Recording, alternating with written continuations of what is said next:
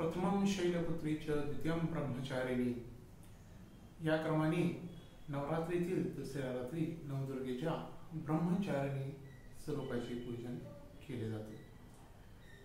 ब्रह्मचारिणी ही पूर्वजन्मीची प्रजापती दक्षाची कन्या सती हीच होय।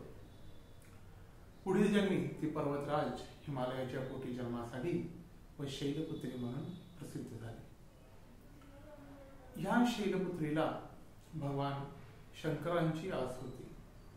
भगवान शंकरांच्या प्राप्तीसाठी देवर्षी नारदांच्या उपदेशाप्रमाणे मातेने ब्रह्मचर्य व्रत स्वीकारून कठोर तपाचरण करण्यास सुरुवात केली। त्यामुळे तपश्चारिणी म्हणून देखील मातेस ओळखले जाते।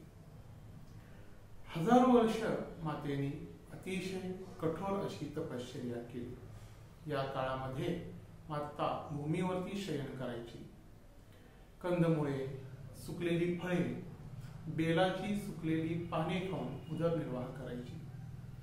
मातेच्या या अशा प्रकारे कठोर तपश्चर्येने तिच्या शरीराचे होणारे हाल त्यांच्या मातेस पाहवले नाही व देवी मैनाने उमा या नावाने हाक मारून मातेची तपश्चर्या भंग करण्याचा प्रयत्न केला। तेव्हापासून मातेला उमा या नावाने देखील ओळखले जाते। काही काळाने मातेने सुकलेली पाने खाण्याची देखील बंद केली। त्यामुळे अपर्णा हे देखील एक नाव मातेस प्राप्त झाले। मातेचे चाललेले कठोर तपाचरण पाहून तिन्ही लोकातील ऋषी, सिद्धगण, देवता कठोर पुण्य प्राप्ती म्हणून ओळखू लागले। या अशा मातेच्या कठोर तपश्चर्येने ब्रह्मदेव प्रसन्न झाले व आकाशवाणीने ब्रह्मदेवाने मातेला इच्छित असे वरदान दिले।